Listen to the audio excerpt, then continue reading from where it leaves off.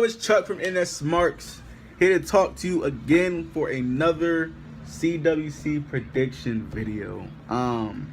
Yeah, the quarterfinals are starting tomorrow, and yeah, just like I did for the round of 16, I'm gonna predict the last 8 and who will eventually get to the last 8.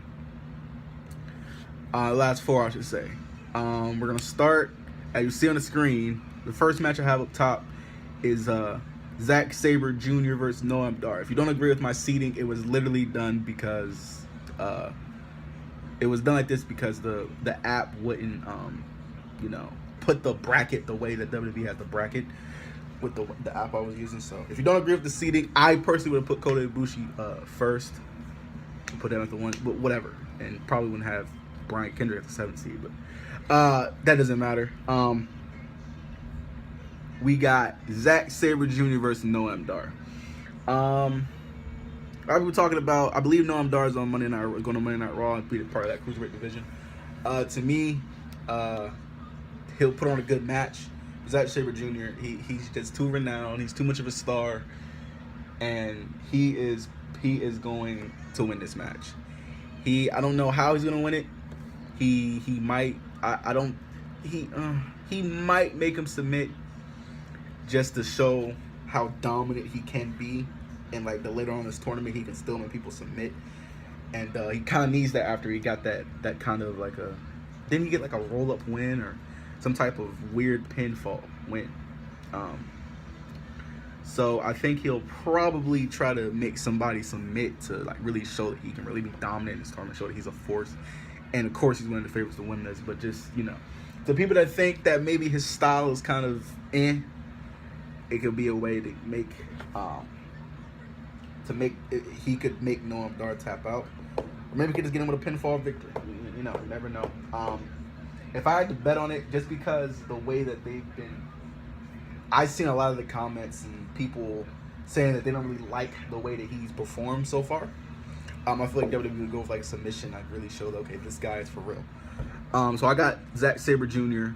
advancing against Noam Dar. Next, I have Gran Metalik versus Akira Tozawa.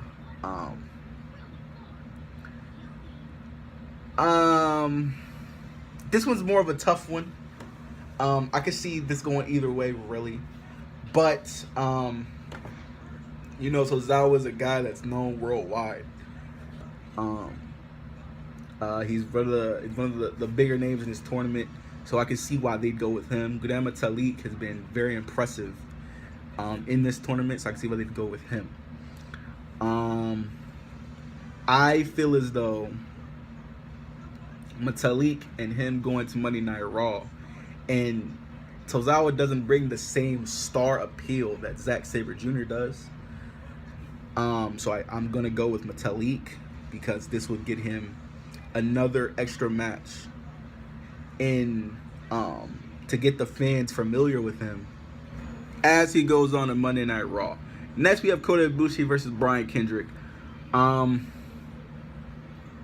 got Kota Ibushi. Brian Kendrick is a guy, he doesn't really need this tournament to get familiar with, to be a familiar face with the casual fans.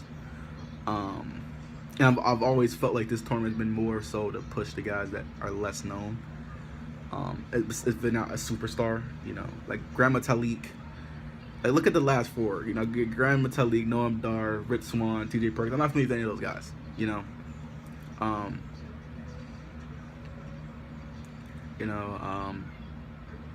Ibushi's less known to the WWE casual fan. He's a worldwide superstar. So I'm gonna go with Kota Ibushi just because he's a better wrestler than Brian Kendrick. This will probably be a pretty good match. It'll probably be a good match. I hope WWE doesn't do nothing stupid and has Daniel Bryan try to like interfere or some shit. I don't know. But, DB will probably cry after Bryan loses, because he'll probably lose to Kota Ibushi. But I expect Kota Ibushi and Brian Kendrick to be a good match, and hopefully it is. Kota Ibushi hasn't disappointed me yet in any match he's done in this Cruiserweight Classic. Neither it's Brian Kendrick. So we'll see. That's right. Rich Swann and T.J. Perkins. This match can go either way. Another very, very close match that you really can't call without by logic. You can't really call this. You can't really say it's definitive answer either way. Both of these guys going to Monday Night Raw. I just have a gut feeling T.J. Perkins has just been a guy this entire tournament that I just feel like he can possibly sneak this whole thing and potentially win it. You know, Chris Swan has been. I also like his dancing thing. I just don't like that. I'm going with T.J. Perkins. T.J. Perkins will advance to semifinals. So that has our semifinals set as Zack Sabre Jr. versus Gran Metalik, Kota Ibushi versus T.J. Perkins. Those two matches will be fucking fire if they do happen. It could be Sabre Jr. and Tozawa. I see Sabre Jr. walking out with a victory, definitely. I see Kota Ibushi walking away with a victory, definitely. Metalik and Tozawa, Swan and Perkins, those could go either way. I hope I'm right. I was right with picking the right 8 guys for this quarterfinals. Hopefully I picked the right 4 for the semis. That's it, man. We'll see the Cruiserweight Classic quarterfinals continue on next. Well, actually not next anything. Tomorrow night, 9 p.m. on the WWE Network. Y'all tune in for it. It should be fucking great. Thank you guys. Drop your predictions. Tweet us your predictions, whatever. Thank you guys. Make sure to follow us on Twitter at InternetSmarks1 for all news, rumors, and updates for everything WWE, as well as live tweets for all WWE programming.